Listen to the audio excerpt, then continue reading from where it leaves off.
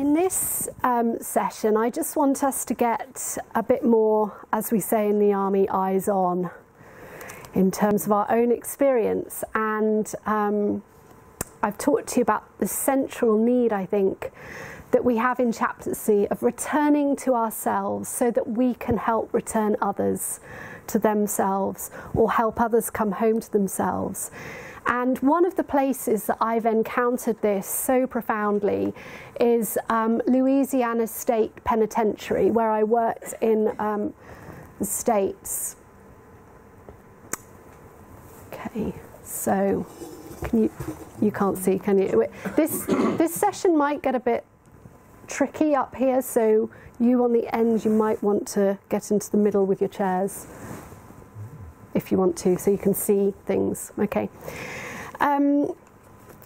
So this prison is nicknamed Angola after the birthplace of its first slaves. In the 1900s, it used to be a plantation, and the birthplace of its slaves was Angola, and it then became a prison in the early part of the last century, and it was known as the bloodiest, most violent prison in America.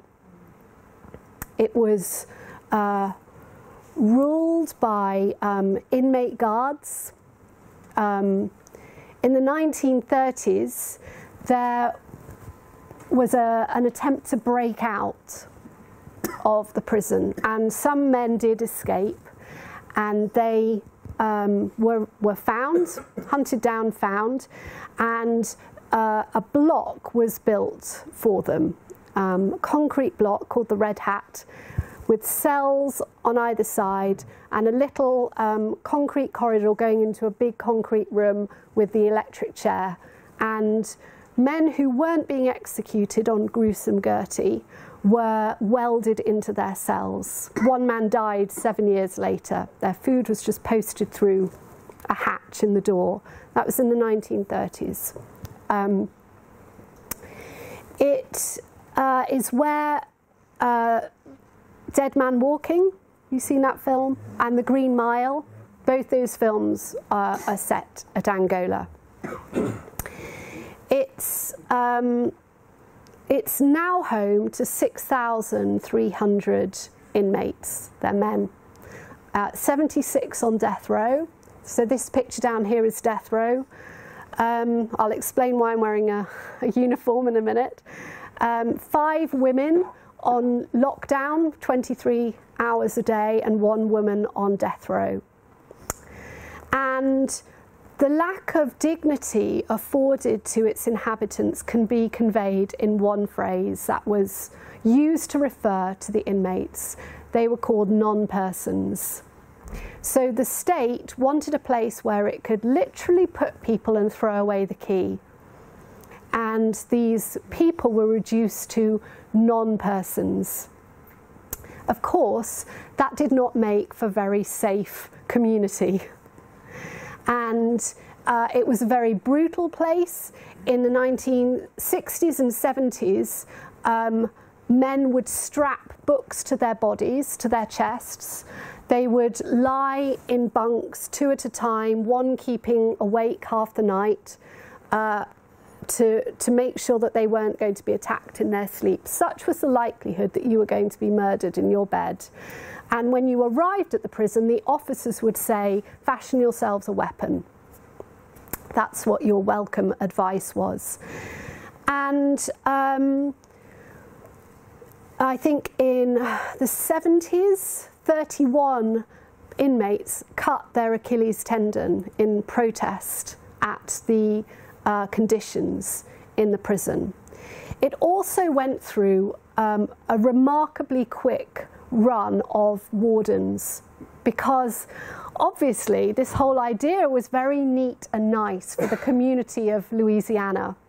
You know, we lock these animals up, we treat them like animals, we throw away the key, but it turned out that that was not so safe. It wasn't safe for the men themselves, and it wasn't safe for the for the staff working there. And they would have hostage situations where corrections officers and inmates too were killed. Now, it has gone through a remarkable transformation, and I want to tell you a little bit about that story and the work that I was involved with there. So the transformation began with a guy called Warden Belkane, who came in 1995, and he did his first execution within 3 months of arriving. And after the execution, he looked down at this man and he realised that he hadn't said anything to this man about his soul. And he remembered the words that his mother had said to him when he got the job. And she was a deep South woman, and he's a deep Southern boy, and he says, "You got to listen to your mama." And she said, "You know, when you go there, God's going to hold you accountable for those men's souls, and you better see that you do that. You tell them about God, and you give them that opportunity to repent and know God." Something that clearly had not been going on up until this point. And so he said, okay, they started with a bit like the Alpha course, Exploring God course.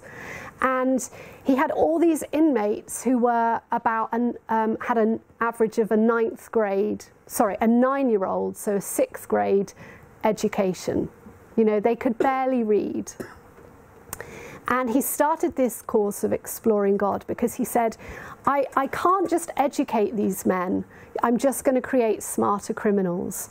But what I can do is rehabilitate their characters. And the quickest way to do that is to get them to turn out from looking at themselves, because criminals are selfish human beings, and get them to think about other people. And faith and religion, which is a really big currency over there, of course, in the Deep South, is the quickest way to do that. So he started this course, and men began learning to read. And a few years on, this course is going really, really well. And some people said to him, visiting the prison, said, "Why don't you start a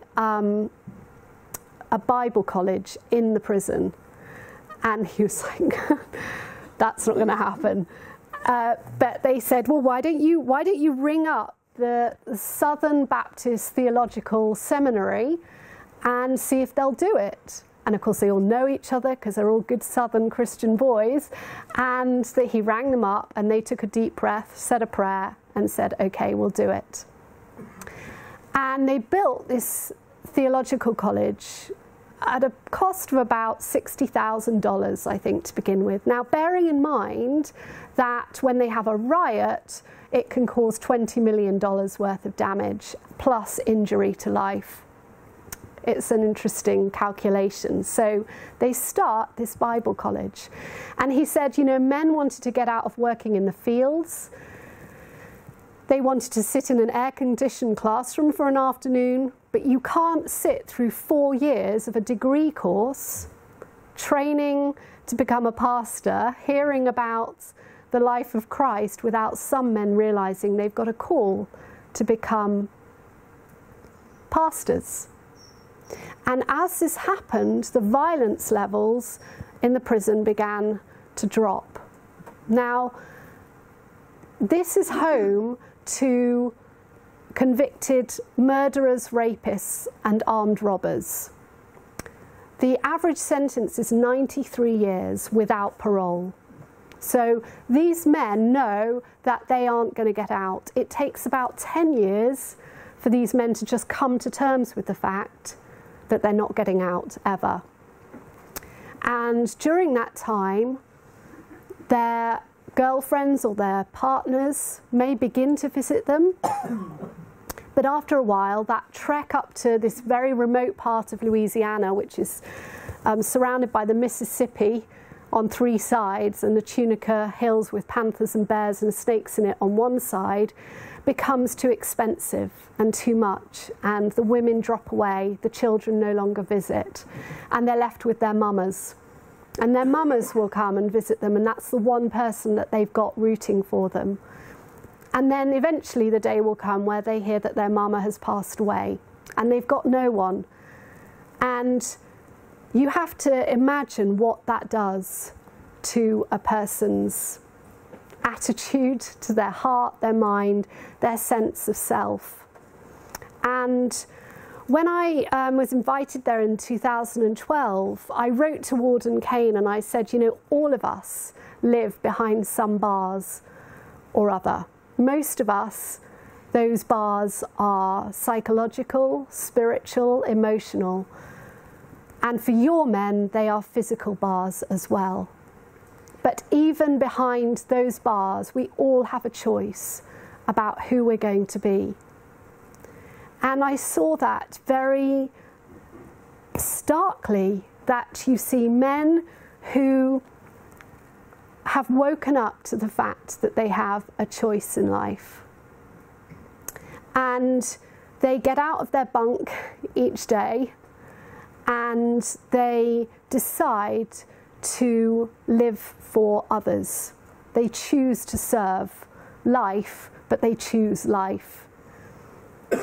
And then you've got the men who just put their feet on the ground and they dig deeper into the resentment and the anger and the bitterness and the unforgiveness and all those things that contributed to them ending up in Angola in the first place. And I think what I found so incredible, and comes back to what I was saying earlier, is the fact that these people who I went out to kind of offer something to actually became my mentors. And I worked with 74 inmates, and this down at the bottom, this little group of 15 guys are all serving life. The one in the blue t-shirt leaning down with a big smile on his face, he has actually been released now. But these men have all become pastors in this Bible college.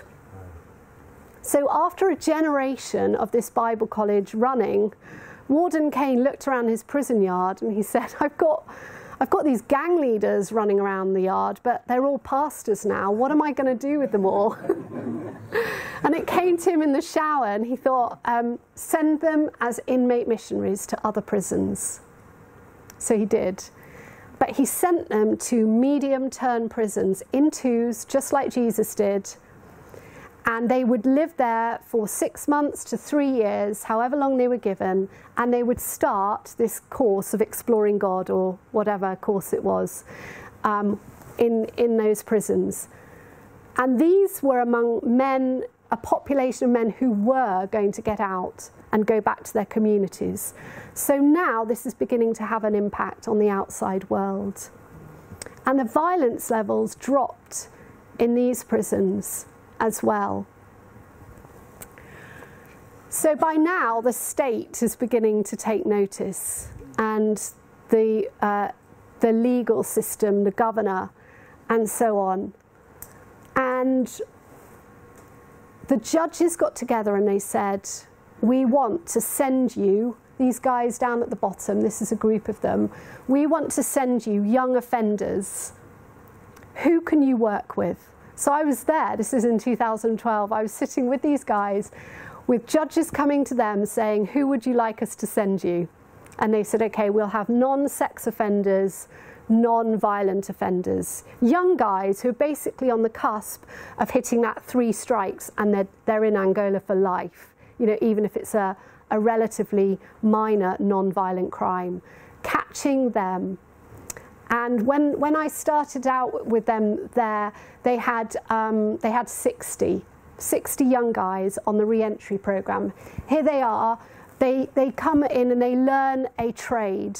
They get a choice of vocational skills. They have to do courses in anger management, victim awareness, parenting, financial management, AA. They have to go into rehab, And then they're sent to live in a big dorm with their mentors over there. Some of the most amazing men I have ever met in my life. And they pastor them and father them for 2 years. Because these guys often come from families where there is no good role model, and the male role models they've had are only there to exploit them. And then they come to this prison and they are fathered by men who have been down their road and worse and aren't going to get out of prison. You'll see that one of them is wearing a t-shirt which says Malachi Dads on it, and this is a wonderful example I just want to share with you about this whole move that has taken over in this prison, where guys are returning to themselves but returning others to themselves as well. And these guys got together, a group of them, and they said, our children are 7 times more likely to end up in prison because we are in prison. Some of them don't, their children were babies when they were incarcerated, and they'd not had a relationship with them at all. And they thought, what can we do? I asked a group of training army officers this earlier in the week, and they just sat there and said there's nothing they could do. There's nothing, which is the immediate gut instinct, isn't it? But they said, we started by writing a letter, and we supported one another to write a letter to our children to say sorry for abandoning them for a life of crime. And then they continue to support one another in living with integrity, in a very deliberate, broken down kind of, no, that's the wrong phrase to use, but a very deliberate way. They would support one another to try and live their lives with integrity, to attend one of the church services. Now there are 278 church services happening a month there. They've built 29 churches across this 18,000 square acres of land. When I first arrived, I went to the Catholic church, and there's a group of inmates there waiting for a busload of teenagers to be bussed to the prison to have their confirmation retreat delivered by inmates. I mean, talk about effective. No one can tell it the way these guys can. No priest could. Sorry, Roman Catholic priests or whoever, we just couldn't do that the way these guys, because they have actually gone through it and lived it. And so they call themselves the Malachi Dads because they're supporting each other with that verse from Malachi, I will turn the hearts of the fathers to their children and the hearts of the children to their fathers. What grace. To be able to apologise to your children for a start is a big thing for any dad. But I think that shows a sense of surrender that these men have got to in terms of who they are. And they then opened up this trying to have conversations on visits and phone calls so that they actually begin to get a relationship going with their children. And now this movement of Malachi Dads has spread across the world, and they have a day once a year where it's called the Returning Heart Celebration, where the children of the Malachi Dads are flown to the prison and they have a fun day with their dads. One of the wardens said, we call it Who's Your Daddy Day. Because, they're calling out the names of their kids, trying to reunite them all in this big auditorium. And they don't know them. They don't know each other yet.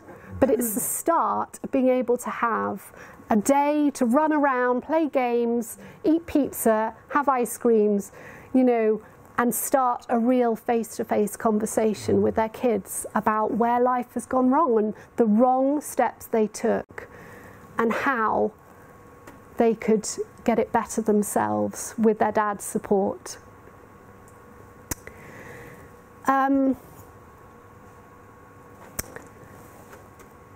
So that's a re-entry. I have so much to tell you about all this, but I'm trying to. Okay, let's go to that.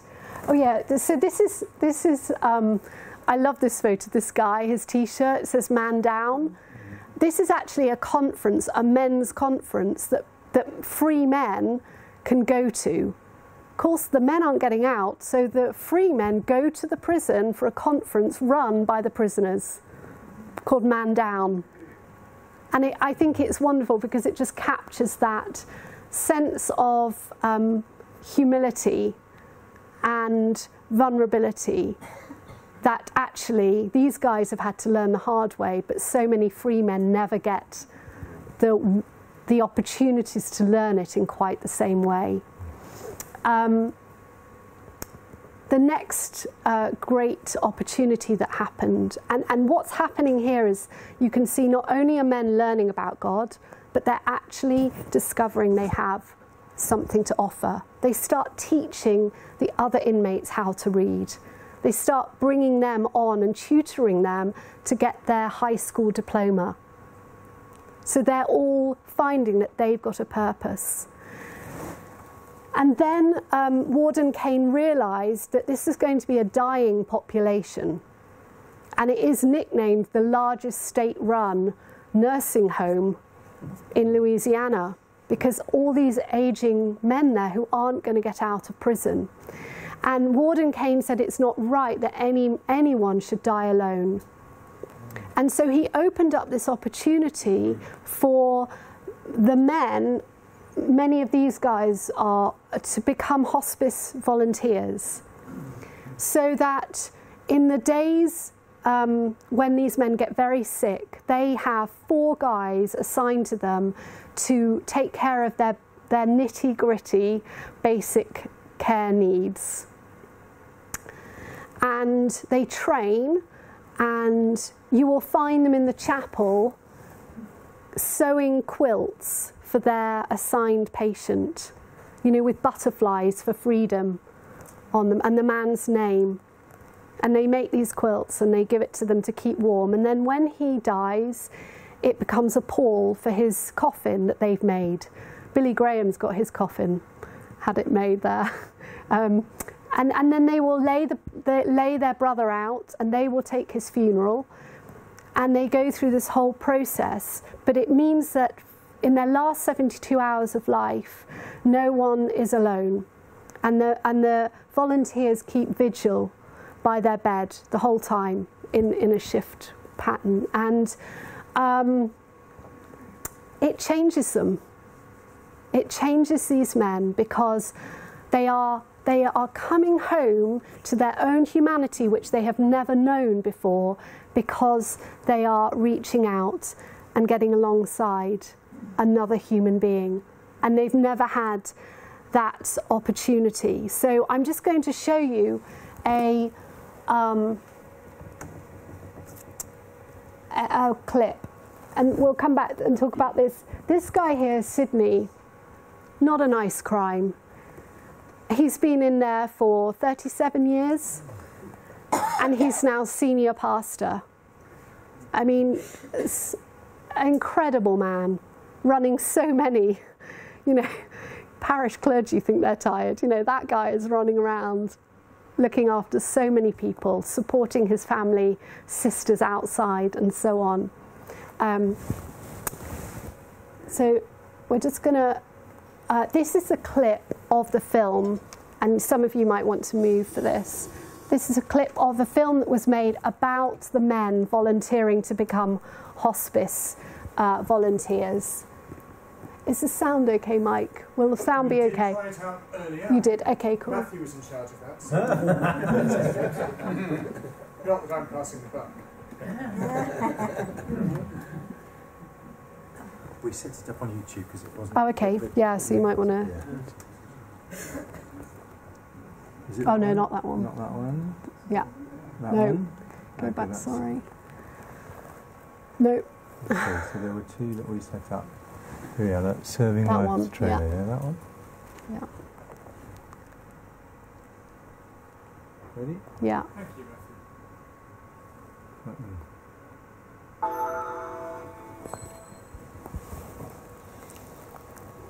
Murder. 7 years on death row. This is the worst of the worst inmates. More than 85% of Angola's inmates will die in prison. Ain't nobody going home. This is death. Hospice is the ultimate test. Have you changed or have you not? A group of inmates are Oh, that's the short version. Had they had the compassion they got now, they would have never committed the crime they committed to come here. and they find redemption for serving life. So we haven't got YouTube access here. If you know what it's called, just I'll put it in the search. Oh, it's cancelled. Yeah. Yeah, okay, that's just a longer one. It's that one. Okay, sorry folks, that was a short one. Let's try this one.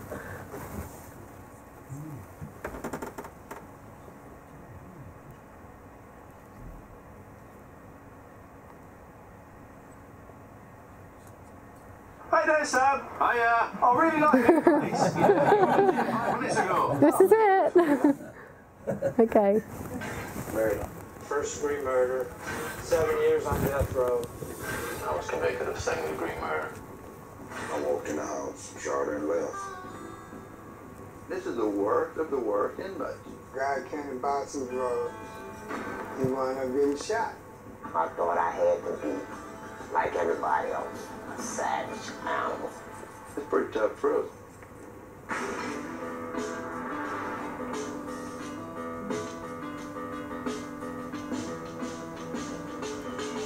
This is Louisiana State Penitentiary at Angola. The average sentence here is about 93 years. More than 85% of Angola's inmates will die in prison. They know I need the bobs. They keep setting it back, setting it back. I need help. I know you do. I'm watching dudes down here daily. Ain't nobody going home in your life sentences. This is death.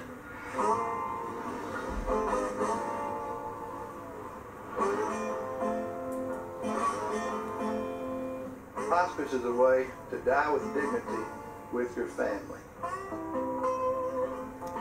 And this is their family. We do anything for you? Why am I here? Sometimes I don't know why. You know, it's just something in me that just want to do the opposite of everything bad I ever did. Everybody can't handle, just being around the time.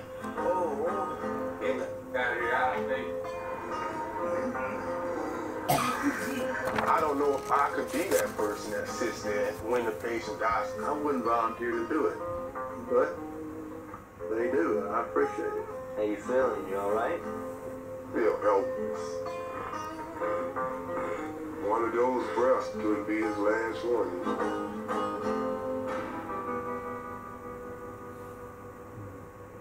You put so much into it only to watch them die. Something in you gonna open up, or you not human. Okay, brother. Rest in peace.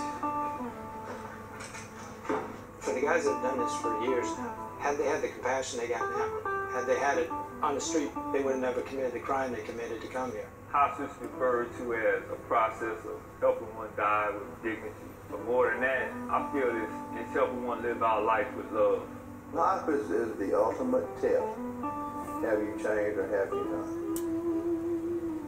This is your chance to prove it. A group of inmates are about to put themselves to that test. Can they find redemption serving life?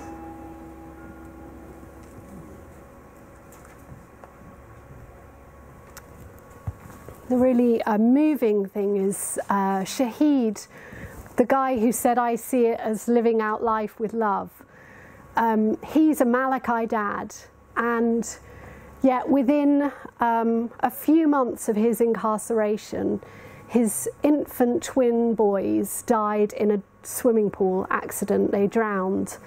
And yet, even though he lives with that, and the fact that he's in prison, and the fact that he wasn't there to save them, he has become a Malachi dad. He has become a mentor. He has become one of the men who fathers those young guys. And went through Bible college and then became the prison imam. So changed his name from Anthony to Shahid, and he's their leader in that, as well as basketball coach. And I think, you know, he's like this example I hold up of a man for whom, you know, you can't fake this. He's actually had to go through that whole process of coming to terms with and taking responsibility for where his actions have led, and now live with integrity. Now, I had a whole load of stuff to do with you practically on, and we've got 2 minutes left, so I've run out of time. So shall I just take questions, and then we'll have to just let the other stuff go right in the back next year. I want to say thank you to Joanna first for a profoundly moving series of stories, images, contexts. A sense of theology and the love of God enlarging our hearts. And I mean, I've never served in anywhere anything like that. But I have heard from people who I have served and many who you serve, that they encounter the love of God in their chaotic lives through chaplaincy and through chaplains, and that's an amazing grace. Anyway, enough from me. Any questions for Joanna just before we go for lunch? Yeah. Is there any possibility that this wonderful example you've given us today will alter penal reform or further penal reform in ordinary prisons? In England? Well, in America. Yeah, it is going to other prisons in the States because of the sending out the inmate missionaries, and now the Malachi Dads has spread as well. So, and they are now looking at the prison sentencing structures very, very closely. And a lot of those guys, you know, when I say to them, what can I pray for you? They do seriously say for freedom. It's, you know, one of us has been released.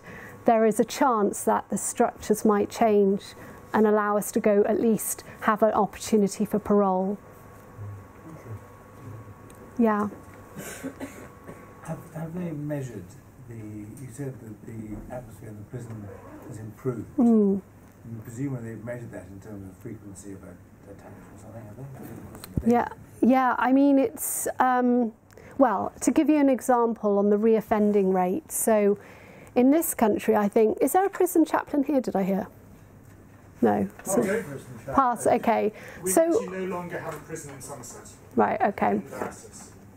So I think the recidivism rate, so reoffending rates in the UK is up around 68, 76% up there. For those guys being mentored by the mentor inmates, it's down to 12%. They keep in touch, they go back to the prison, that mentor becomes a father figure for life for them. And so I think the fact that those sorts of things are happening, there is, death row isn't the really unsafe part of the prison. That's another place called Camp J. And, you know, when I went the first time, I was kept away from there because I was pregnant. This time I was allowed there. And I went back with the army, actually. So, yeah. I'm going to draw us to a close.